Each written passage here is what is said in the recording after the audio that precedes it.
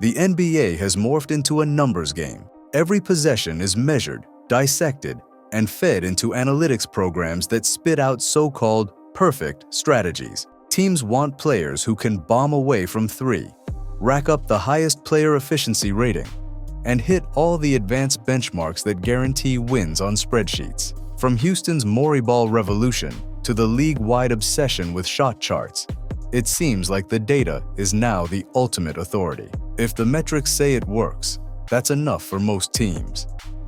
Yet the moment a single outlier steps onto the floor and shatters their precious calculations, the entire system is left scrambling for answers.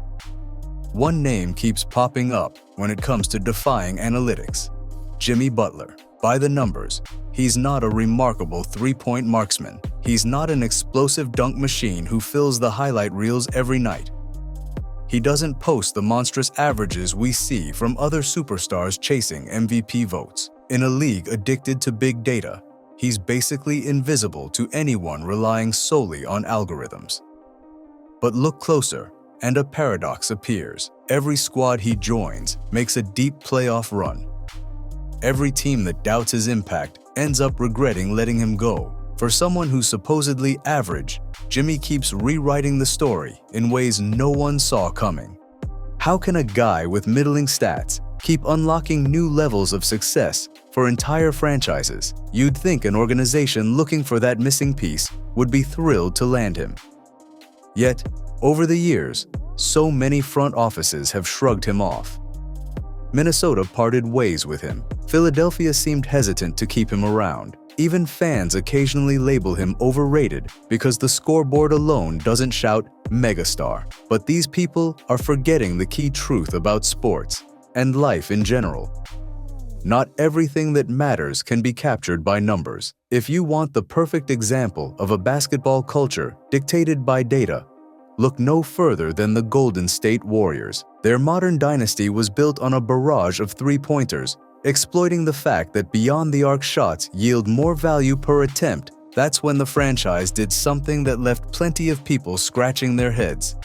They brought in Jimmy Butler. You can imagine the immediate reactions. Butler's three-point shooting was never his calling card.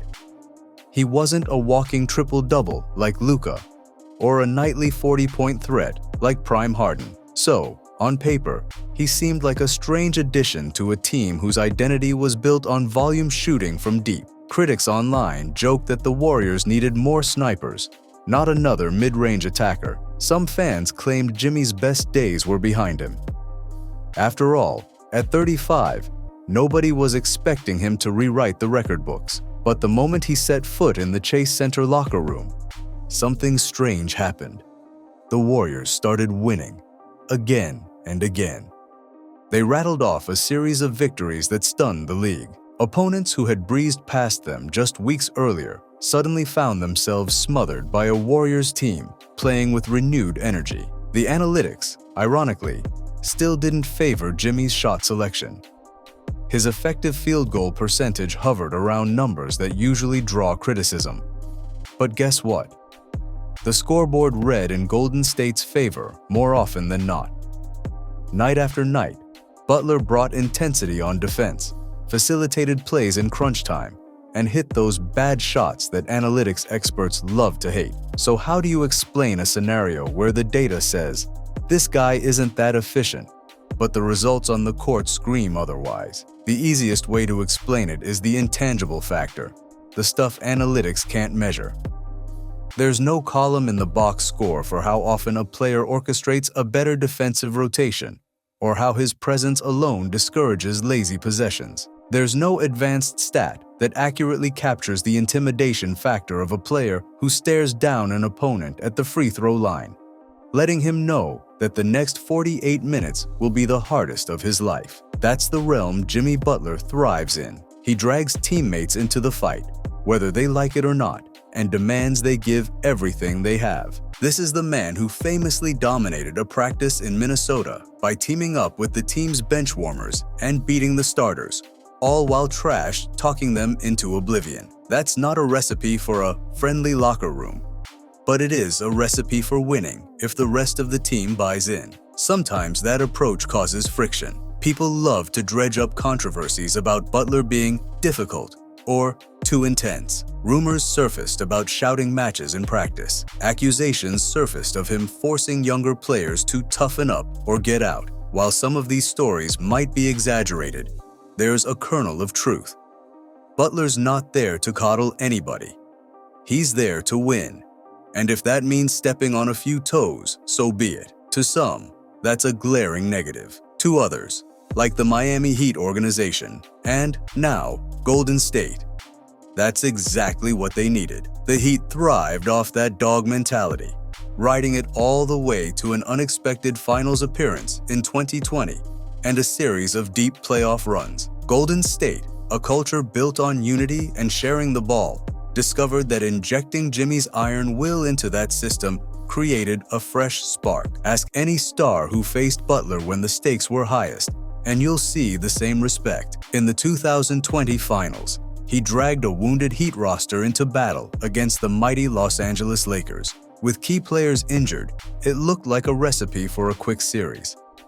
But in Game 3, Butler posted a 40-point triple-double with 0 three-point attempts. In a league that thrives on the three-pointer, that was borderline heretical. Then came the greatest twist of all.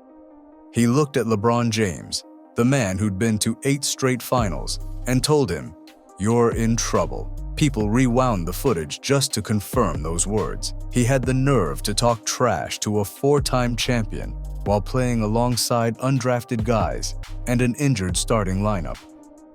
That was the night everyone realized that for Jimmy, the only impossible battle is the one you forfeit before it starts. Fast forward a few years to the 2023 playoffs, and history repeats itself in a slightly different form. The Miami Heat squeaked into the postseason as an 8th seed, drawing the top-seeded Milwaukee Bucks. Analysts pegged the Bucks as heavy favorites. Giannis Antetokounmpo was unstoppable in the regular season. The Bucks' defense was historically efficient, and the Heat were basically hobbling into the series. Then Butler unleashed a playoff run for the ages, culminating in one of the most shocking upsets in NBA history. As if humiliating the best regular season team wasn't enough, rumors claim he snarled at them, "I own you," while putting the final nails in their coffin. People can debate the exact words, but the attitude was unmistakable. Those outbursts of raw, unapologetic confidence are part of who Jimmy Butler is, and they never show up as a positive in advanced stats. In fact, a data analyst might see them as irrelevant or even detrimental, a sign that a player's ego is overshadowing team play. But for Butler, that same ego might be a rocket fuel that lifts an entire roster's mindset. It's the reason role players step up when he's on the court. It's the reason a wounded team can find hidden strength to upset a top contender. When you watch a game in real time, you see how his demeanor changes everything. Defensive rotations tighten, ball movement becomes more purposeful, and even the bench erupts with more passion. Yet you'll never see that intangible effect on a stat sheet. That intangible effect has a name that many fans have come to recognize: the dog mentality. It's a phrase borrowed from street ball legends and high-level competitors across sports. The concept goes beyond hustle plays and floor burns. It's about an unyielding belief that you will find a way to win, regardless of how bleak the situation appears. It's also about imposing that belief on others, often forcibly. No algorithm can quantify the moment you look at an opponent and tear down their confidence by refusing to back away. No chart can measure how panic creeps into your rival's mind when you chase them on every possession, never taking a single second off.